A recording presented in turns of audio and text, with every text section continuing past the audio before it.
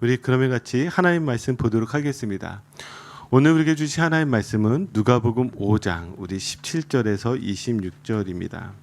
누가복음 5장 우리 17절에서 26절입니다. 우리 다 함께 찾으셔서요. 제가 한 절 읽고 여러분들이 한 절 읽고 이렇게 한 절씩 서로 교독하여 봉독하도록 하겠습니다.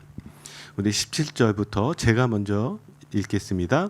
하루는 가르치실 때에 바리새인과 율법 교사들이 앉아 있으니 이는 갈릴리 각 마을과 유대와 예루살렘에서 온 자라.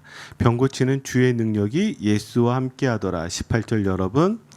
한 중풍병자를 사람들이 침상에 메고 와서 예수 앞에 들여놓고자 하였으나 무리 때문에 예수 앞에 들여놓을 수 없으므로 지붕에 올라가 기와를 벗기고 중풍병자를 침상째 무리 가운데로 예수 앞에 달아내리니 예수께서 그들의 믿음을 보시고 이르시되 이 사람아 내 제사함을 받았느니라 하시니 서기관들과 바리새인들이 생각하여 이르되 이 신성 모독하는 말 하는 자가 누구냐 오직 하나님 외에는 누가 능히 죄를 사하겠느냐. 예수께서 그들의 생각을 아시고 대답하여 이르시되 너희 마음에 무슨 생각을 하느냐. 내 죄사함을 받았느니라 하는 말과 일어나 걸어가라 하는 말 중에 어느 것이 쉽겠느냐. 그러나 인자가 땅에서 죄를 사하는 권능이 있는 줄을 너희로 알게 하리라 하시고 중풍병자에게 말씀하시되 내가 네게 이르노니 일어나 내 침상을 가지고 집으로 가라 하시매 그가 그들 앞에서 곧 일어나 누웠던 것을 가지고 하나님께 영광을 돌리며 자기 집으로 가니 모든 사람이 놀라 하나님께 영광을 돌리며 심히 두려워하여 이르되 오늘날 우리가 놀라운 일을 보았다 하니라. 아멘. 사랑하는 성도 여러분, 우리가 함께 나눌 이 말씀은 여러분들이 아마 잘 아시는 말씀일 것입니다.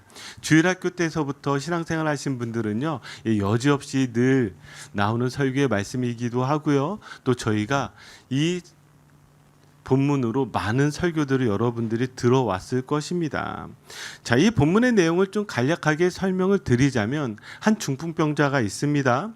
스스로 움직일 수 없는 이 중풍병자를 위해서 4명의 친구들이요, 이 중풍병자를 메고 예수님께 나옵니다. 자, 그런데 그곳에 사람들이 너무 많았어요. 무리들로 인해서요, 예수님께 더 이상 나아갈 수가 없으니까 자, 이 사람들이 어떻게 했죠? 어디로 올라갔죠? 지붕이요. 봐요. 잘 알잖아요. 자, 지붕에 올라가서 귀화를 뜯고, 지붕을 뜯고, 그 침상을 끈을 달아서 예수님 앞에 내려놓게 됩니다. 자, 예수님이 그 중풍병자를 보고, 자, 뭐라고 말씀하셨죠? 내 죄사함을 받았느니라 하시면서 이 병자를 고쳐주는 이야기이죠. 너무나 감동적인 이야기입니다. 자, 그래서 이 말씀을 보게 되면 여기에 가장 핵심적인 본문은 아마 이와 같은 것 같아요. 그들의 믿음을 보시고 이르되 이 사람아 내 죄사함을 받았느니라. 그들의 믿음을 보셔서 지금 이 중풍병자가 낫게 되었다라는 말입니다. 그러다 보니까 그동안 우리가 많은 설교를 들어오면서 이 말씀을 묵상하면서 이렇게 우리는 생각합니다. 믿음의 이야기, 친구 사랑의 이야기, 포기하지 않는 헌신의 이야기. 그래서 우리도 이 내 친구처럼 이웃을 내 몸과 같이 사랑하는 정말 뜨거운 열성적인 그런 믿음을 가져야 된다라고 아마 여러분들은 배워왔을 것입니다. 물론 이것도 틀린 말이 아니며 저는 아주 중요한 메시지라고 생각을 합니다. 그런데 가만히 생각해 보면 여기에 한 가지 신학적인 문제가 생깁니다. 그게 무엇이냐면 여러분, 우리가 구원을 받는 것은 우리의 자격이나 조건 혹은 우리의 능력이나 공로가 아니라 전적인 하나님의 은혜라고 여러분들은 배워왔습니다. 그리고 함께 그렇게 고백했습니다. 맞으시죠? 여기에서 동의하셔야 돼요.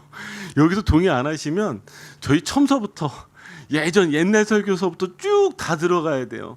우리가 구원받은 것은 우리에게서 나온 것이 아니라 하나님께서 우리에게 전적으로 베푸신 은혜 때문에 우리가 구원을 받았다라는 것입니다. 자, 그런데 오늘 말씀을 표면적으로 보면 여기에 무엇이 강조되어지고 있냐면 이 사람이 지금 제사함을 받는데 누구들의 믿음을 보시고 그들의 믿음을 보시고 이 사람이 지금 제사함을 얻는, 지금 구원을 얻는 그런 모습이 보여진다라는 것이죠. 그러니까 지금 이들처럼 누군가를 짊어지고 혹은 남의 집 지붕을 뜯어서라도, 마치 새치기를 해서라도 예수님께 나아가는 그런 열성적인 믿음, 헌신적인 믿음, 그런 믿음이 있어야 구원이 얻어지는 것처럼 말씀이 보여질 수 있다라는 것이죠. 자, 그래서 이 말씀을 복음의 관점에서 정말 잘 해석하려면 저는 여러분들이 이 사건이 현장 속으로 들어가 이곳에 있는 인물들의 여러분들을 대입해 보시면 될 것 같다라는 생각을 했습니다. 자, 그럼 한번 제가 물어볼게요. 여기에 지금 어떤 인물들이 등장할까요? 첫 번째 누가 등장하죠? 예수님이요. 자, 그리고 누가 등장합니까? 수많은 무리들이 등장을 합니다. 자, 그리고 세 번째, 자, 누가 등장할까요? 거기에서 비판하고 있는 바리새인과 서기관들이 등장을 합니다. 자, 그리고 또 네 번째로 누가 등장하죠? 내 친구가 등장을 합니다. 그리고 다섯 번째로 중풍병자가 등장을 합니다. 가장 억울한 집주인 이야기는 말씀에 등장하지 않습니다. 자, 그러면 한번 1번서부터 5번까지 여러분들이 여기에 지금 이 말씀을 읽으면서 누구에게 대입해야 되는지를 한번 생각해 보세요. 자, 1번 예수님, 2번 무리들, 3번 바리새인과 서기관들, 4번 내 친구, 5번 중풍병자입니다. 자, 1번에 대입하시는 분 아마도 없을 거예요. 감히. 그렇죠? 예수님이신데. 자, 2번 무리들에 대입하고 계신 분들. 예, 없네요. 3번 바리새인과 서기관들. 없네요. 4번 내 친구. 없네요. 5번 중풍병자. 이것도 없네요. 예, 여기서 정답은 무엇일까요? 5번 중풍병자입니다. 5번 중풍병자요. 그러니까 여러분들이 지금 오늘 이 말씀을 들으면서 누구에게 대입을 하셔야 되냐면 이 중풍병자에게 대입해서 이 말씀이 들으면 복음이 들리기 시작합니다. 만약에 여러분들이 은혜와 상관없는 구경만 하는 무리들과 같이 되시지 않길 바랍니다. 바리새인과 서기관들과 같이 말씀을 판단하는 삐뚤어진 마음이 되시지 않길 바랍니다. 심지어 대단한 열심을 가진 내 친구와 같이 어쩌면 자기들의 공로를 자랑하는 그런 모습이 되시지 않길 바랍니다. 그저 아무것도 스스로 할 수 없는 중풍병자와 같은 내가 값없이 예수님을 만나는 놀라운 은혜의 자리가 되기를 주님의 이름으로 축복합니다. 자, 그래서요, 이 누가복음을 조금 더 깊게 지금 읽어보면 이 사건은 단순하게 인간의 열심이나 열정이 아니라 지금 예수님이 누구이신가를 보여주는 복음의 이야기고요. 동시에 구원이 도대체 어떻게 이루어지는가를 우리에게 명확하게 보여주는 말씀입니다. 자, 그래서 이 사건 속에서 여러분들이 이 중풍병자와 같은 심정으로 말씀 속에서 은혜를 얻기를 주님의 이름으로 축복합니다. 자, 그러면 한번 말씀들을 살펴볼까요? 18절 19절입니다. 18절 19절을 보면 이렇게 기록되어져 있어요. 한 중풍병자를 사람들이 침상에 메고 와서 예수 앞에 들여놓고자 하였으나 무리 때문에 예수 앞에 들여놓을 수 없으므로. 자, 여기 우리가 매우 절망적인 표현을 하나 만나게 되는데 그 절망적인 표현이 무엇이냐면 길을 얻지 못한지라입니다. 길을 얻지 못한지라. 지금 중풍병자와 4명의 이 친구들은요, 예수님 앞에 정말 간절한 마음으로 나아가고 싶었을 것입니다. 얼마나 간절했을까요? 그런데 도저히 나아갈 수가 없는 거예요. 길을 얻지 못한 거예요. 즉 문이 막혀버린 것과 똑같이 되어졌다라는 것입니다. 저는 지금 이 장면을 지금 누가가 우리 가운데 보여주고 있는 이유가 있다라고 생각을 했는데 이것은 마치 우리 인간이 하나님 앞에 나아가는 길이 막혀 있는 것과 똑같다라는 것입니다. 자, 우리 한번 말씀 볼게요. 이사야서 59장 2절. 우리 한번 이 말씀 한번 같이 읽어볼까요? 오직 너희 죄악이 너희와 너희 하나님 사이를 갈라놓았고 너희 죄가 그의 얼굴을 가려서 너희에게서 듣지 않으시게 함이니라. 아멘. 자, 이 말씀 보면 우리가 하나님 가운데 나가야 되는데 하나님과 우리 사이에 무엇이 가로막고 있죠?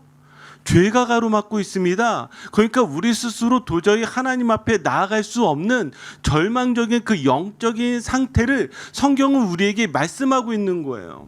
자, 우리가 하나님 앞에 나가야 되는데 죄 때문에 나갈 수가 없다라는 것이죠. 그러니까 여기서 지금 복음은 우리에게 무엇을 말씀하고 있냐면 우리가 스스로 예수님께 갈 수 없는 존재, 그래서 스스로 갈 수 없는 존재가 어떻게 예수님께 가게 되어지는지, 즉 하나님께 갈 수 없는 죄로 막혀 있는 우리가 어떻게 하나님께 나아갈 수 있게 되어졌는지 그걸 보여주는 것이 바로 이 중풍병자를 메고 내 친구가 어디로 가게 됩니까? 지붕으로 올라가게 되는 것이죠. 자, 그러면 막힌 길을 보았다면 열린 길을 볼까요? 자, 19절입니다. 우리 같이 한번 읽어보겠습니다. 무리 때문에 예수 앞에 드러놓을 수 없으므로 지붕에 올라가 귀화를 벗기고 중풍병자를 침상째 무리 가운데로 예수 앞에 달아내리니. 아멘. 여기에 지금 문이 막혀 있으니까요. 자, 이 중풍병자는 지금 지붕 위로 올라갑니다. 저도 이 말씀 읽으면서 주인의 심정으로 묵상도 해봤습니다. 주인의 심정이 얼마나 황당했을까요? 얼마나 억울했을까요? 거기에서 지금 예수님의 기적까지 보았으니 이거 가지고 뭐라 말할 수도 없고, 여러분들의 입장이라면 어떨까요? 그런데 제가 묵상을 하는데 이런 생각이 들었어요. 야, 성경에서 말하고 있지도 않은 걸 가지고 묵상하지 말자. 쓸데없는 생각하지 말자, 이렇게 생각을 했어요. 그럼 여기에서 지금 이 지붕을 뚫는 것을 굳이 왜 이야기하고 있을까? 막혔을 때 왜 위로 열리는 이 부분에 대해서 말씀하고 있을까? 무슨 이야기냐면요, 지금 문이 막혀 있지만 위로는 하나님께서 길을 열어주신다라는 거예요. 우리의 눈 가운데는 사방에 막혀 있는 것 같지만 하나님은 위로는 길을 열어주신다라는 것이죠. 즉 하나님이 우리에게 하늘의 길을 열어주고 계시다라는 것입니다. 우리에게 제시되어지는 그 길은 무엇일까요? 요한복음 14장 6절을 보니까 예수님이 이렇게 말씀하세요. 내가 곧 길이요 진리요 생명이니 나로 말미암지 않고는 아버지께로 올 자가 없느니라. 여러분, 복음이 이것이에요. 우리가 길을 찾은 것이 아니라 하나님이 길을 여시는 것입니다. 하나님께서 예수 그리스도로 말미암아 죄로 막혀 있었던 우리가 하나님 앞에 나아갈 수 없는데 예수 그리스도로 말미암아 하나님 앞에 나아갈 수 있게 그 길을 열어 주신다라는 것이죠. 복음은요, 길은 우리가 스스로 길을 찾은 것이 아니라 하나님께서 우리를 향해서 길을 열어 주셨다라는 거예요. 길을 열어 주셨다라는 거. 그러면 여러분, 무력한 이 스스로 아무것도 할 수 없는, 나아갈 수 없는 이 중풍병자가 지금 예수님 앞에 나아갈 수 있었던 이유는 무엇입니까? 바로 내 친구가 이 중풍병자를 메고 저 지붕에, 저 위 하늘의 길을 열어서 예수님 앞에 내려놓았기 때문에 이 중풍병자가 나올 수가 있었던 것입니다. 그러면 여기 이런 질문이 생겼잖아요. 지금 이 사람이 구원을 얻게 되어진 것이 예수님 앞에 나오게 된 것인데 이 사람이 스스로 나온 것이 아니라 누구 덕분에 나왔다고요? 내 친구 덕분에요. 그러면 이 내 친구 덕분에 이 사람이 오게 된 거는 자기 의지가 아니라 지금 내 친구가 도와줘서 온 거기 때문에 여기는 오게 되어진 것이에요. 그렇죠? 오게 되어진 것이죠. 그러면 이 내 친구는 무엇일까요? 하나님께서 구원을 이루시는 은혜의 도구로 사용하셨다는 거예요. 그러면 이걸 가지고 우리가 한번 믿음이 무엇인지에 대해서 한번 생각을 해봐야 되는데, 믿음이 무엇이냐? 여러분, 믿음 좋으세요? 잘 믿으세요? 오늘 아침에도 믿음으로 여러분 힘을 얻으셨습니까? 아침도 믿음으로 기쁘셨습니까? 혹시 교회 오는데 막 짜증나지 않으셨어요? 힘들지 않으셨어요? 믿음이 도대체 무엇일까요?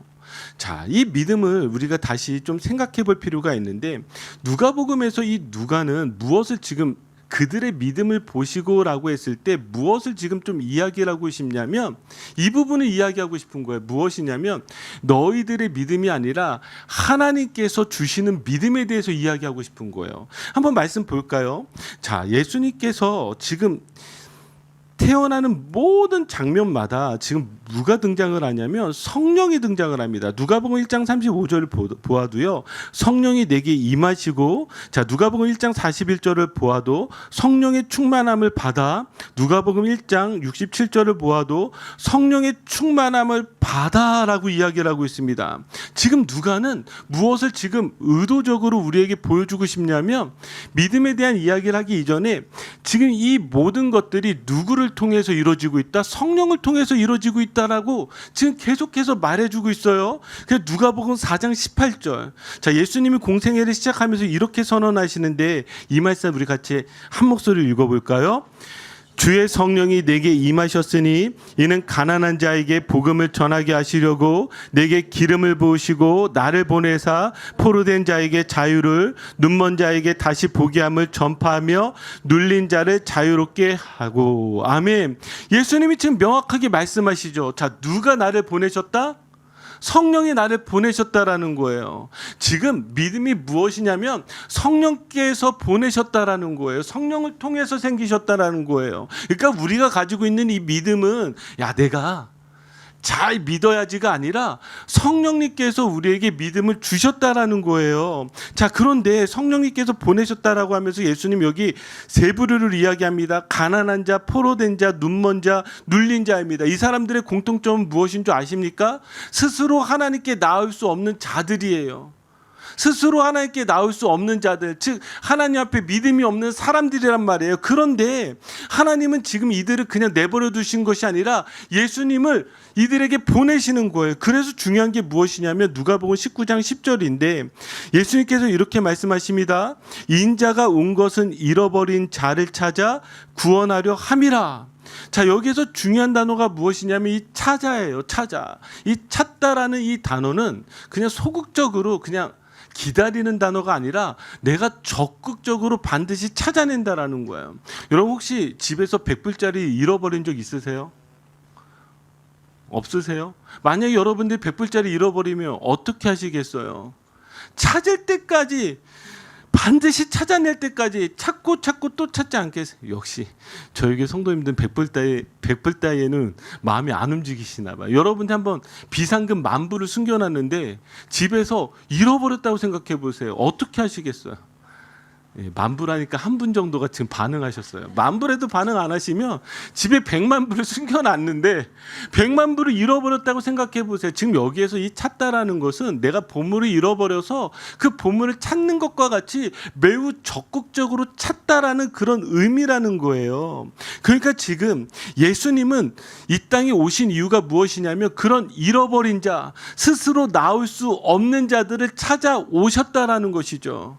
자, 그러면 이 말씀을 다시 우리가 해석이 되어지면 어떻게 해석되어질 수 있냐면 이렇게 되어진 거예요. 지금 중풍병자도 스스로 내가 의지를 가지고 예수님 앞에 나온 것이 아니라 이 4명의 친구에 의해서 예수님 앞에 온 것처럼 죄인된 우리가 예수님 앞에 나올 수 없지만 성령님께서 우리를 예수님 앞에 뭐예요? 나오게 하셨다라는 거예요. 여러분, 우리에게 가장 큰 은혜는 무엇이냐면 여러분들의 심정과 상관없이, 여러분들의 환경과 여러분들의 여러 가지 조건들과 상관없이 여러분들이 오늘 이 시간에 바로 예배를 드릴 수 있다는 것이 은혜입니다. 여러분 믿으세요? 성령님께서 여러분들을 이 자리까지 인도하시지 않으면 여러분들은 도저히 예배할 수 없는 존재라는 거예요. 잘 믿지 않으시겠지만 여러분, 우리의 믿음이라는 것이요 늘 이렇게 감정에 치우칠 때가 많습니다. 여러분 요즘 믿음 좋으세요? 그러면 저 요즘 믿음 좋아요. 요즘 기도도 잘 되고 묵상도 잘 되고 하는 일마다 잘 풀리고 요즘은 너무 기분이 좋아요. 여러분 믿음이 좋은 걸까요? 예, 이것도 믿음이 좋다라고 할 수 있습니다. 근데 목사님 저는 요즘 믿음이 형편없어요. 형편없어요. 그러면 왜 형편없어요? 교회도 너무 가기 싫고요. 목사님 얼굴 보기도 싫고요. 성도들과 말 섞기도 싫고요. 요즘 신앙생활이 왜 이렇게 힘든지, 그러다 보니까 내 삶에서 풀리는 일이 하나도 없어요. 그러면 여러분 믿음이 없는 것일까요? 지금 제가 말하고 있는 이 두 가지는 다 무엇을 가지고 있냐면 우리의 감정을 가지고 이야기하고 있습니다. 감정이요.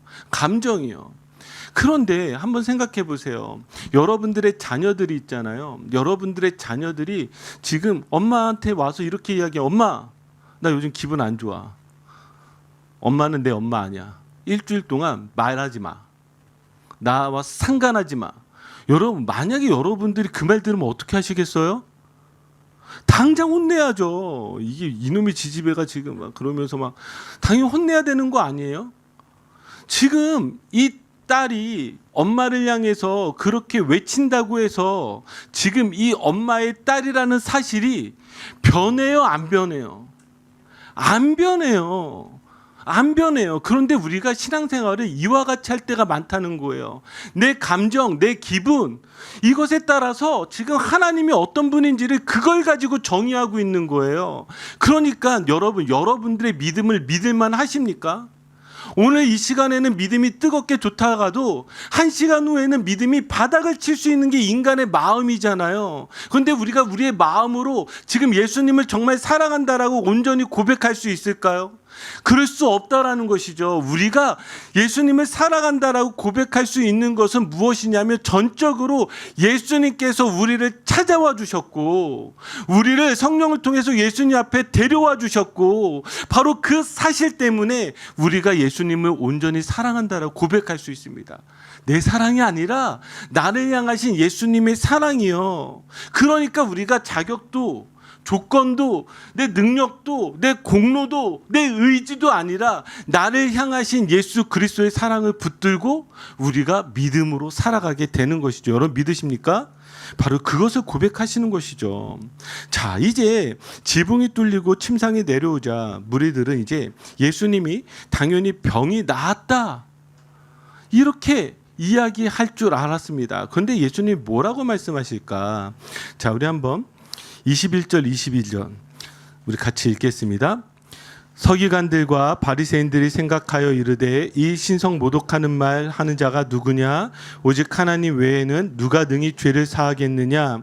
예수께서 그들의 생각을 아시고 대답하여 이르시되 너희 마음에 무슨 생각을 하느냐? 아멘. 자, 예수님 지금 이 사람이 병을 나았다라고 말씀하신 게 아니라 뭐라고 말씀하셨다고요? 내 죄 사함을 받았느니라. 자, 이렇게 말하니까 여기에 지금 누가 등장하고 있어요? 지금 서기관과 바리새인들이 어떻게 생각하냐면 이렇게 생각하는 거예요. 이 신성 모독하는 말 하는 자가 누구냐? 오직 하나님 외에는 누가 능히 죄를 사하겠느냐? 그러니까 죄를 사하는 것은 누구만 하실 수 있어요? 오직 하나님만 하실 수 있어요. 지금 하나님만 하실 수 있는데 예수님이 그것을 그 자리에서 선포해 버리신 거죠. 자, 그러니까 예수님이 그들의 생각을 알고 이렇게 다시 말씀하세요. 자, 23절 24절입니다. 우리 같이 읽겠습니다. 내 죄사함을 받았느니라 하는 말과 일어나 걸어가라는 말 중에 어느 것이 쉽겠느냐?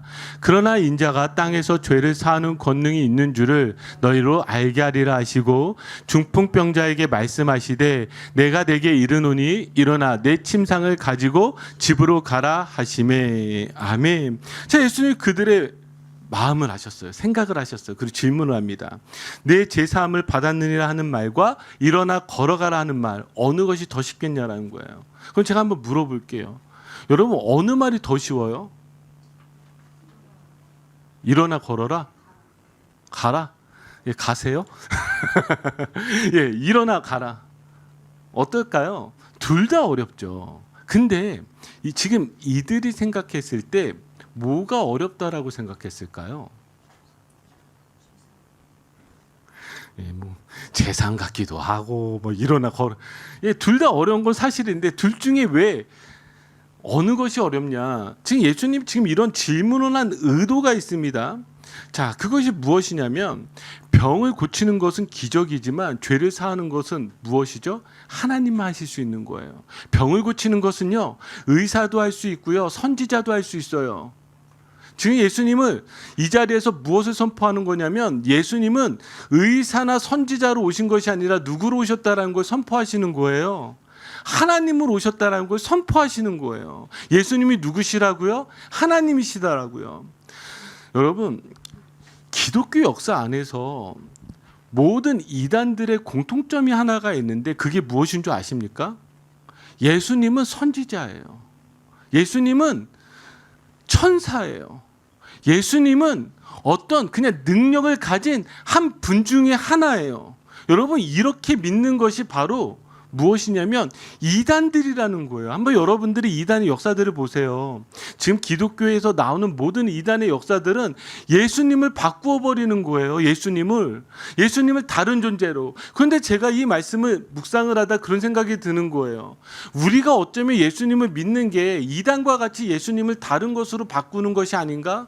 무엇이냐면 예수님을 정말 나를 구원하시는 하나님으로 믿고 있는 것이 아니라 그저 나를 도와주시는 선지자나 능력 있는 사람 혹은 그런 존재로서 우리가 믿고 있지 않은가, 그런 생각을 하게 되는 것이죠. 여러분 기억하세요. 기적은 잠시 이 땅의 순간을 기쁘게 하지만 죄 사함은 우리를 영원의 기쁨으로 인도합니다. 믿으십니까? 기적은 여러분들에게 육신의 일시적인 만족을 주지만 죄 사함은요 영혼의 영원한 만족을 줍니다. 예수님께서는 여러분들의 인생의 어려운 것들을 도우시기도 하시겠지만 근본적으로 여러분들에게 무엇을 주시기 위한 것이냐면 기적을 넘어서 하나님 가운데 다 나아갈 수 있는 죄 사함을 얻은 존재로 여러분들을 부르신 줄 믿습니다.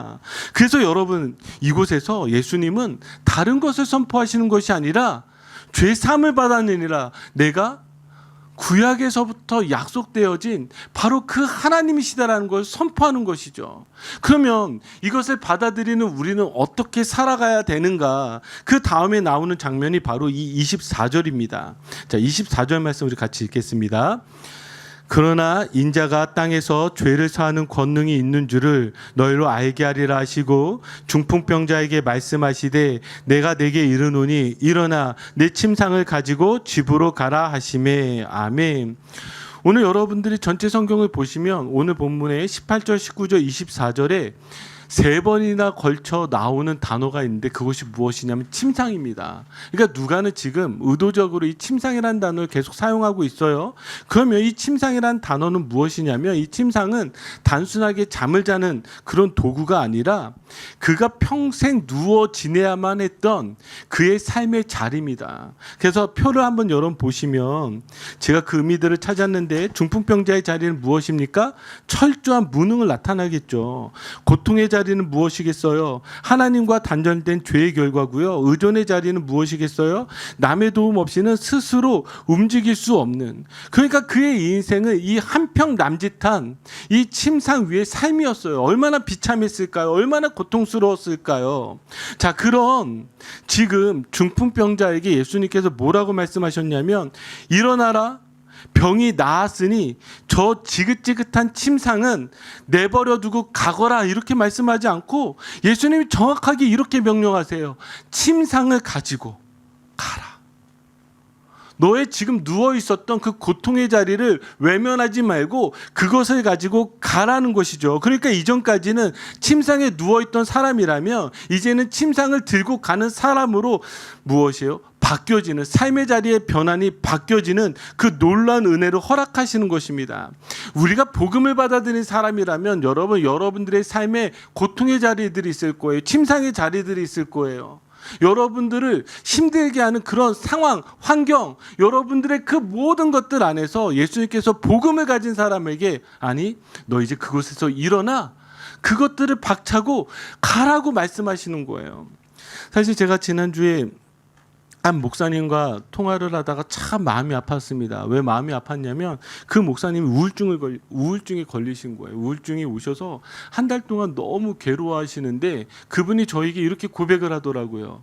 목사님, 제가 이전에는 그 우울증 환자에 대해서 이해를 하지 못했고 그러다 보니까 이게 무엇인지 모르겠는데 밤마다 가끔씩 죽고 싶다라는 생각이 들고 자해하고 싶다라는 생각이 들기 시작했다는 거예요. 그래서 너무 무서웠다라는 거예요.